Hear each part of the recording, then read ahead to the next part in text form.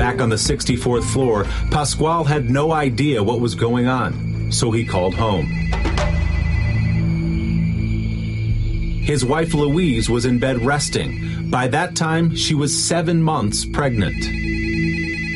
I said, Louise, I said, please, I'm okay. Don't be alarmed. Don't be worried. I said, I'm perfectly fine. She's like, what's the matter? What's the matter? Right away, as soon as I say that, it's, something's wrong. I said, I'm okay. I said, just do me a favor. I said, just put the television on and just tell me what you see. I knew that it was his building as opposed to the South Tower because his had the antenna on top. And I just said, oh my God, Pasquale, your building is on fire. That was a clip from the new documentary, The 9/11 Surfer, which debuts tonight on the Discovery Channel. Joining us now on set is Pasquale Buzzelli, who survived the terror attacks 11 years ago today. He and his wife, Louise, also here with us, have written the book, We All Fall Down. Still looking for a publisher, I understand. It's an incredible story. I'm sure somebody's going to pick it up after they hear this. It's so great to have you both here with us. Thanks for coming in. Thank you. Thank you. Pasquale, set the stage a little bit. You were engineer for the Port Authority. Walk us through the early stages of that morning for you.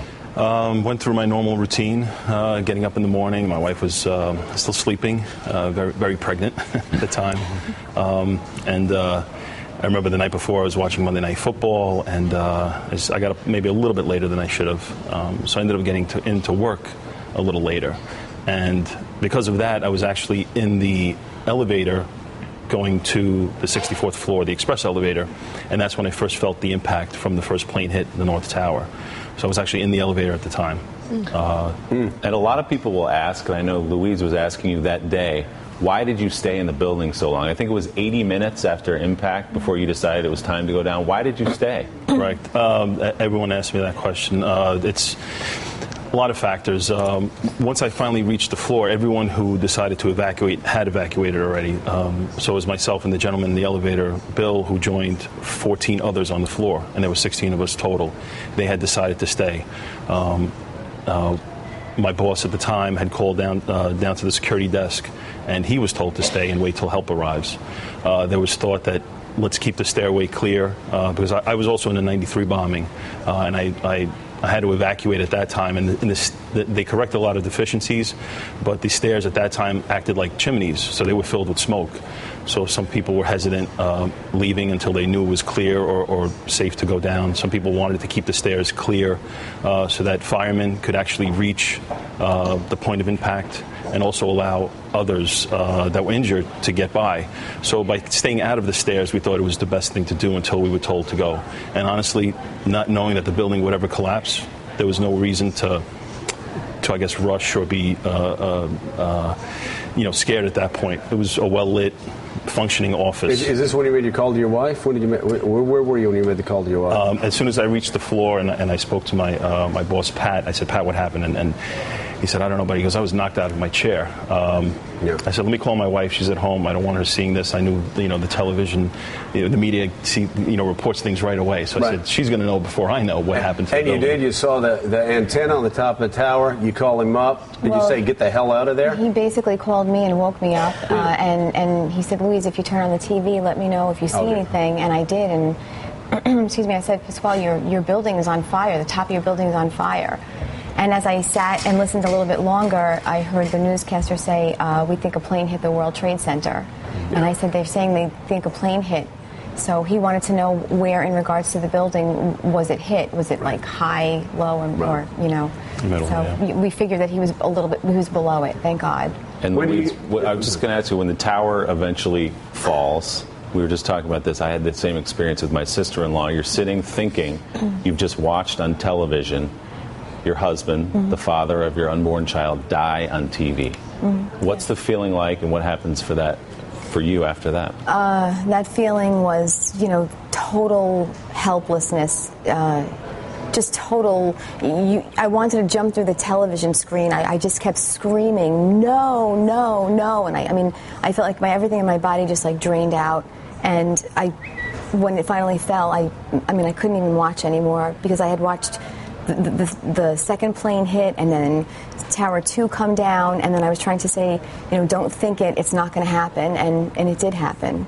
And it was just, I basically lost my life at that point. But little did you know, a miracle had just taken place. Pasquale, if you can, recount what happened as you're going down the stairs and everything gives way. Eventually, when we decided to leave, it was after the South Tower had collapsed.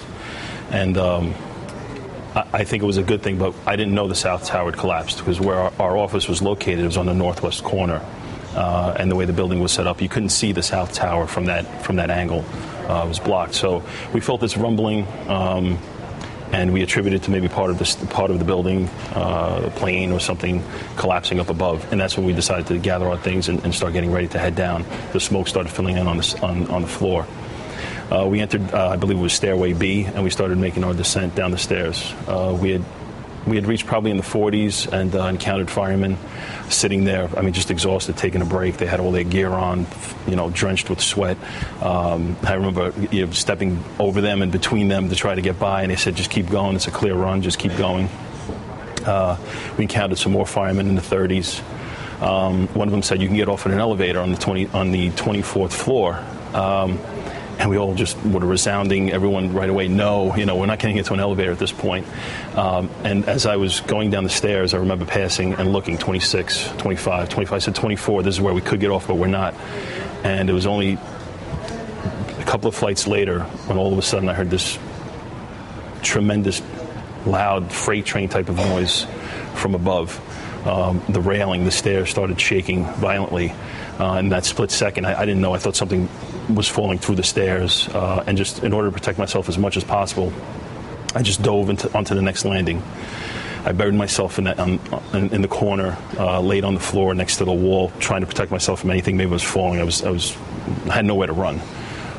Curled up in a fetal position, and I just prayed at that point that and as I was praying, the wall cracked and the floor gave way.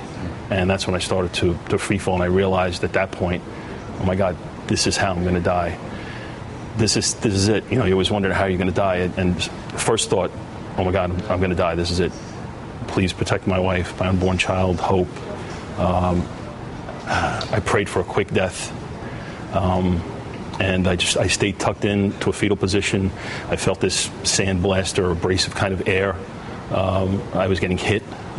Impacts. I saw flashes of light from the impacts. If you ever get hit with a baseball or something, or punch or something, you see that flash. So I guess from the impacts of falling, I saw several flashes of light and then one bright flash. And split second later, I opened up my eyes, and I was just sitting there, totally numb, looking up at blue sky. Then it got dark from the smoke and everything, and I started to cough. I started to feel pain in my leg.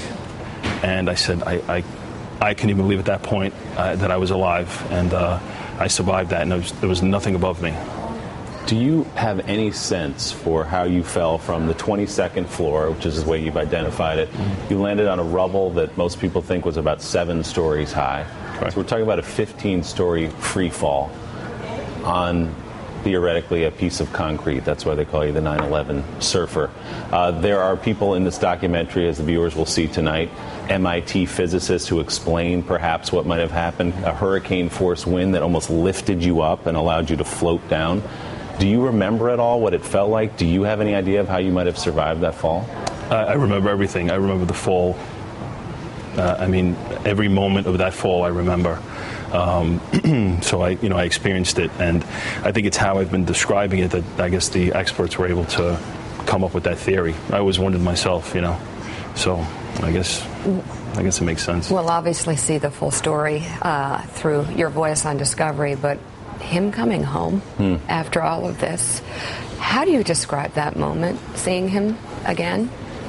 Well, when I first got the phone call from him, so you have to understand that our house was filled with people by 3:30 that afternoon, and I never spoke to him again. And when he called and I answered the phone and he said, "Louise, it's me," and I was like, Pasquale, oh my God, it's Pasquale. And the whole house just was like an uproar and screaming, and I knew that if I heard his voice, that even if he was missing an arm or a leg, that he was alive.